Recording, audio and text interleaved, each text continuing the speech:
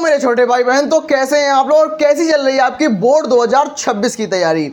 तो मेरा नाम दीपांशु राजपूत और मैंने यूपी बोर्ड क्लास 12 में डिस्ट्रिक्ट रैंक 4 गेन की है और क्लास 12 बोर्ड एग्जामिनेशन में 92% मार्क्स स्कोर किया है। तो आज मैं आप सभी प्यारे भाई बहनों के साथ डिस्कस करूंगा क्लास 12 फिजिक्स का एक मोस्ट इंपॉर्टेंट नियम जिसका नाम है किरचॉफ का नियम। तो किरचॉफ का नियम जो होता है हमारे कक्षा 12वीं में फिजिक्स के अंदर 5 नंबर का होता है और 100% चांसेस होते हैं आने के। देखो नियम हमारे क्लास 12 में बहुत कम नियम है, जैसे कि हमारे नियम कुलाम का नियम हमें पढ़ना है, गाउस का नियम हमें पढ़ना है, फेराडे का नियम हमें पढ़ना है, कुलाम का नियम, उसके अलावा हमें किरचॉफ का नियम पढ़ना है। तो ये कुछ गिने चुने नियम हमें पढ़ने होते हैं। तो आज उसी श्रृंखला में मैं आपको बताऊंगा किरचॉफ का नियम। किरचॉफ का नियम जो होता है वो 2 भागों में बटा हुआ होता है, प्रथम नियम और द्वितीय नियम। तो किरचॉफ ने 2 नियम दिए थे। किरचॉफ ने 2 नियम दिए थे। कौन कौन से? किरचॉफ ने दिया सबसे पहले धारा नियम दिया था, उसके बाद किरचॉफ ने वोल्टता का नियम दिया था। तो किरचॉफ जी ने हमें 2 नियम दिए, सबसे पहले धारा का नियम और उसके बाद वोल्टता का नियम। तो अब हम बात करने वाले हैं किरचॉफ के प्रथम नियम के बारे में जिसका नाम है किरचॉफ का धारा नियम। तो धारा नियम की बात करते हैं तो इस नियम को हम संधि का नियम भी कहते हैं और किरचॉफ का प्रथम नियम जो होता है वो संधि के नियम से भी जाना जाता है और धारा के नियम से भी जाना जाता है। इनको हम दोनों नामों से जानते हैं। ये नियम से क्या बोलता है, इसको आगे बढ़ने से पहले आप इस चित्र को देखो और इस चित्र के माध्यम से समझने की कोशिश करना।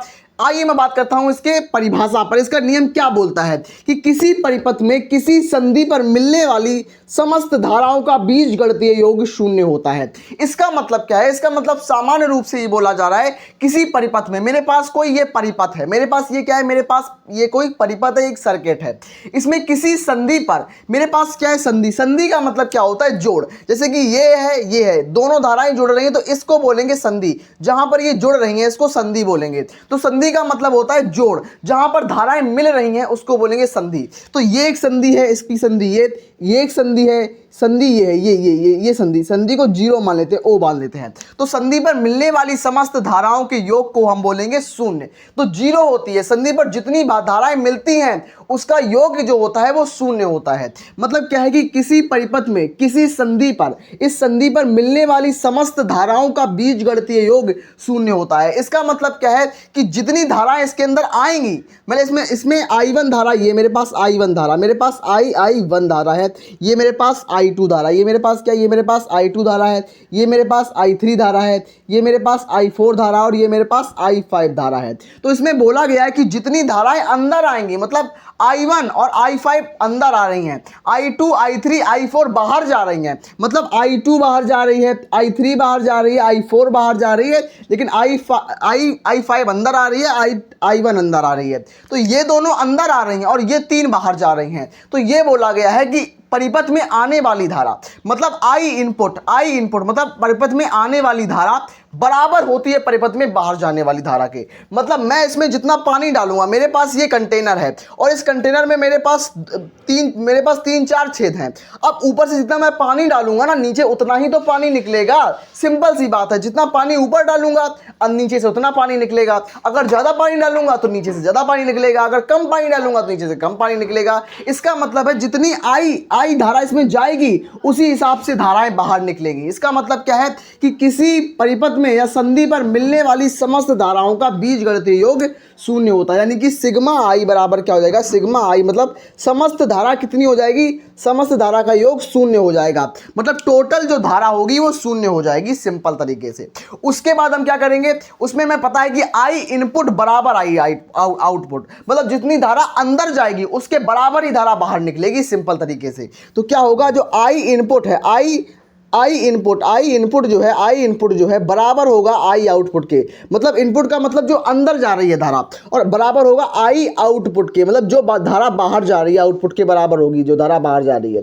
तो ये मेरे पास लॉ है। अगर मेरे पास 10 एम्पियर की धारा अंदर जा रही है, अगर मेरे पास 10 एम्पियर की धारा अंदर जा रही है तो 10 एम्पियर की धारा बाहर भी निकलेगी। तो 10 में से 10 को घटा देंगे तो शून्य बचेगा। तो वही बोला जा रहा है कि कुल धारा का योग शून्य होता है। आई इनपुट मतलब आई जो अंदर जाने वाली धारा है वो बराबर होगी बाहर जाने वाली धारा के। इस तरीके से जैसे कि मेरे पास I1 अंदर जा रही है, जैसे कि मैं लूँ उदाहरण के लिए I1 मेरे पास अंदर जा रही है, I5 मेरे पास अंदर जा रही है, और बराबर क्या होगा बाहर जाने वाली धारा। आई इनपुट में मतलब अंदर आने वाली धारा, तो I1 अंदर आ रही है, I5 अंदर आ रही है।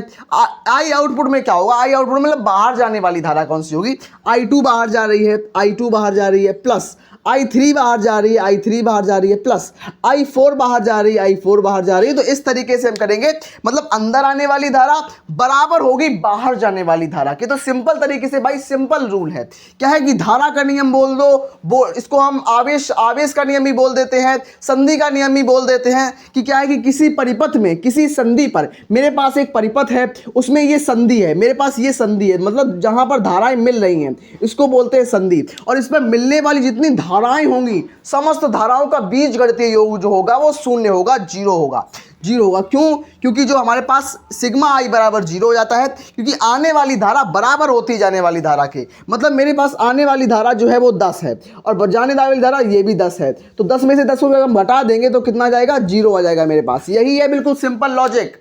जैसे कि मेरे पास, आपको मैं समझाने के लिए बोलूं कि आई इनपुट आई आउटपुट कैसे बराबर होगा। जैसे कि मेरे पास एक नहर है, मेरे पास ये नहर है, नहर, और नहर में से दो आपस में दो नालियां निकल गई। अब ये दो नालियों में पानी कितना आएगा, ये आउटपुट है, ये आउटपुट है, ये आउटपुट और ये इनपुट है। तो इनपुट किसके बराबर होगा, जितना इनपुट होगा उतना ही तो आउटपुट होगा ना। अगर इसमें कम पानी आएगा तो यहाँ पर कम पानी जाएगा, यहाँ पर ज़्यादा पानी आएगा तो यहाँ पर ज़्यादा पानी जाएगा। सिंपल है, जितना इनपुट होगा उतना ही आउटपुट होगा। और यही जो लॉ होता है, यही होता है किरचॉफ का प्रथम नियम, यानी कि धारा का नियम, संधि का नियम। और जो नियम होता है ये आवेश संरक्षण पर आधारित होता है। किस पर, आवेश के संरक्षण पर आधारित होता है। याद रखना इस चीज को, आवेश के संरक्षण पर आधारित है किरचॉफ का प्रथम नियम। तो इस तरीके से हमने अभी डिस्कस किया किरचॉफ का प्रथम नियम जो कि है धारा का नियम। अब मैं बात करूंगा किरचॉफ का द्वितीय नियम जो कि है वोल्टता का नियम। हाँ मेरे छोटे भाई बहन, तो अब मैं डिस्कस करने वाला हूं आप लोगों के साथ किरचॉफ का दूसरे नंबर का नियम। मैं अभी पहले नंबर का नियम डिस्कस कर चुका हूं जो कि है धारा का नियम या फिर संधि का नियम। तो अब मैं डिस्कस करने वाला हूं हमारा दूसरे नंबर का नियम जो कि है वोल्टता का नियम। तो अब हम वोल्टता के नियम के बारे में पढ़ेंगे। तो इसमें क्या है कि किरचॉफ का द्वितीय नियम यानी किरचॉफ का दूसरा नियम यानी कि वोल्टता का नियम क्या बोलता है कि किसी वैद्युत परिपथ के प्रत्येक बंद पास के विभिन्न भागों में बहने वाली धाराओं व उनके संगत प्रतिरोधों का बीजगणितीय योग उस पास में लगे विद्युत वाहक बल के बराबर होता है। अगर आपको कुछ समझ नहीं आया तो मैं बिल्कुल आपको आसान भाषा में समझाता हूं कि क्या है कि किसी वैद्युत परिपथ में, मतलब कोई परिपथ है, मेरे पास ये परिपथ बना हुआ है और इसके प्रत्येक बंद पास, मतलब ये पहला बंद पास है, ये दूसरा बंद पास है, तो प्रत्येक बंद पास में बहने वाली धारा, धारा का मतलब आई हो जाएगा, धारा का मतलब आई, धारा व उसके संगत प्रतिरोध मतलब आर, व उसके संगत प्रतिरोध आर का बीजगणितीय योग, बीजगणितीय योग का मतलब होता है, योग का मतलब होता है सिग्मा, सिग्मा बराबर होगा उस पास में लगे विद्युत वाहक बल के बराबर होता है। मतलब उस पास में लगे विद्युत वाहक बल के बीजगणितीय योग के बराबर होता है। ये इस तरीके से मेरे पास क्या है, मेरे पास सिंपल तरीके से क्या है, मेरे पास एक सर्किट है, मेरे पास एक परिपथ है, तो परिपथ में बहने वाली धारा व उसके संगत प्रतिरोध का बीजगणितीय योग उसमें बीजगणितीय विद्युत वाहक बल के बराबर होता है। यही नियम है हमारा, सिग्मा आई इंटू आर बराबर सिग्मा ई, जहां पर आई जो है वो धारा होती है, आर जो होता है आर प्रतिरोध होता है और ई जो होता है वो विद्युत वाहक बल होता है। याद रखना इस चीज को। अब मैं इसमें आपको सिखाता हूं कि मैंने क्या किया है। इसमें मैं आपको दो लूप लेके दिखाऊंगा। मेरा पहला लूप है, दूसरा लूप है। इसको वोल्टता के नियम के बाद इसको हम लूप का नियम भी कहते हैं, बंद पास का नियम भी कहते हैं। तो किरचॉफ का द्वितीय नियम आ जाए या लूप का नियम आ जाए या बंद पास का नियम आ जाए या वोल्टता का नियम आ जाए, एक ही बात है, कंफ्यूज नहीं होना है। तो हमारा इसमें सबसे पहले हमारा परिपथ एक होगा, तो परिपथ एक में हम बंद पास एक के लिए हम क्या करेंगे, बंद पास एक के लिए, मतलब मेरे पास जगह थोड़ी कम है तो मैं थोड़ा छोटा छोटा लिखूंगा, बंद पास एक के लिए, बंद पास एक के लिए, बंद पास एक के लिए, बंद पास एक के लिए। इसमें क्या होगा, इसमें जो हमारा एक नंबर होगा इसमें हमारे पास होगा क्या, धारा मेरे पास क्या बह रही, इसके अंदर धारा शुरू में बह रही I1, इसके अंदर I1 धारा बह रही है, I1 धारा, तो क्या हो जाएगा I1 इंटू R1, क्या हो जाएगा I1, तो इसमें हम क्या करेंगे I1 इंटू R1 कर देंगे, I1 इंटू R1। अब इस तरफ से हम इस तरीके से जाएंगे, धारा का ये लूप जो होता है मेरा इस तरीके से होता है, यहाँ से धारा यहाँ जाती है, यहाँ से धारा यहाँ जाती है, उसके बाद धारा यहाँ जाती है। तो लूप जो होता है वो इस तरीके से चलता है। लेकिन यहाँ पर जब हम आए तो धारा यहाँ उल्टी दिशा में आ रही है, खुद ही बस जाना इस तरीके चाहिए लेकिन धारा इस तरफ आ रही है। तो हम क्या करेंगे, तो माइनस लगा देंगे। तो हम क्या करेंगे, तो हम माइनस लगा देंगे, माइनस R2। यहाँ पर R2 है और यहाँ धारा कैसी बह रही, I2 धारा बह रही है, minus I2 minus R1, I2 into R2 हो जाएगा, बराबर क्या हो जाएगा, बराबर हो जाएगा E1 माइनस E2 के, बराबर E1 माइनस E2 के हो जाएगा। तो क्या है कि मतलब I1 into I1 into R1 minus I2 into R2 बराबर E1 माइनस E2। इस तरीके से हमारा ये फर्स्ट लूप के लिए मेरे पास हो जाएगा। अब बात करूंगा सेकंड नंबर लूप के बारे में, और यही रूल हमें फॉलो करना है इस तरीके से। मतलब अगर दिशा अगर मेरी इस तरफ हो जाएगी ना, विद्युत धारा की दिशा, इसमें दिशा इस तरफ होनी चाहिए लेकिन हो इस तरफ गई है, इसलिए यहाँ पर मैंने बीच में माइनस लगा दिया है। और आप माइनस प्लस को जरूर अच्छे से तैयार रखना, क्योंकि एग्जाम्स में माइनस प्लस तो बहुत मायने रखते हैं, मतलब यहां पर न्यूमेरिकल में बहुत काम आने वाले हैं। अब बात करूंगा मैं लूप नंबर 2 के बारे में, यानी कि बंद पास 2 के बारे में। अब बंद पास 2 में क्या है, मेरे पास यहां से मेरे पास धारा आ रही है, तो धारा मेरे पास क्या होगी, सबसे पहले मेरे पास I2 और R2 आ रही है, मेरे पास I2 धारा आ रही है, I2 धारा है पहली, मतलब ये बंद पास 2 के बारे में बात कर रहा हूँ, इस वाले लूप के बारे में बात कर रहा हूँ। इसमें मेरे पास क्या है, सबसे पहले मतलब धारा क्या है, सबसे पहले धारा I2 है, धारा मेरे पास I2 है। प्रतिरोध क्या है इसका, प्रतिरोध इसका R2 है, प्रतिरोध इसका R2 है।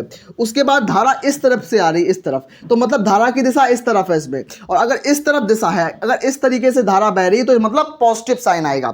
तो यहां पर हम प्लस करेंगे, प्लस क्या करेंगे, प्लस I3 इंटू R3 बराबर E2। मतलब इसमें मेरे पास जो मेरा इसमें जो धारा बह रही है I3, वो इसके गुणनफल, इसके संगत प्रतिरोध क्या है, R3, तो I3 इंटू R3 बराबर E2। और इसमें जो ये हमारे पास विद्युत भागबल E2 लगा है, इसमें E1 प्रतिरोध विद्युत भागबल नहीं लगा, तो प्रतिरोध बिल्कुल सिंपल तरीके से मेरे पास क्या है कि I2 into R2 plus I3 into R3 बराबर E2 हो जाएगा। तो इस तरीके से हमारे लूप नंबर 2 का जो हमारा समीकरण सामने निकल के आ चुका है। ऐसे ही हमें करना होता है, यही होता है किरचॉफ का नियम। ऐसे ही 5 नंबर फिजिक्स में नहीं मिलते, थोड़ा दिमाग लगाना पड़ता है, दिमाग लगाओ। सबसे पहले धारा का नियम बहुत आसान है, बिल्कुल सिंपल नियम है धारा का नियम।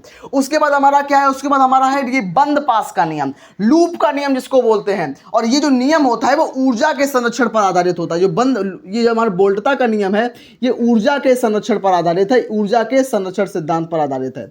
और जो हमारा धारा का नियम जो होता है, ये मेरे आवेश के संरक्षण पर आधारित है। ये किस पर है, ये आवेश के संरक्षण पर आधारित है, और वो जो है हमारे ऊर्जा के संरक्षण पर आधारित है। तो दोनों चीजों को अच्छी तरीके से तैयार रखना, ये एग्जाम्स में आती हैं, और ऐसे ही डायरेक्ट क्वेश्चन आता है, ऐसे ही आपको तैयार कर लेना है। तो अब मिलते हैं मेरी अमेजिंग नेक्स्ट क्लास में, तब तक के लिए धन्यवाद। पढ़ते रहिए, स्वस्थ रहिए, मस्त रहिए।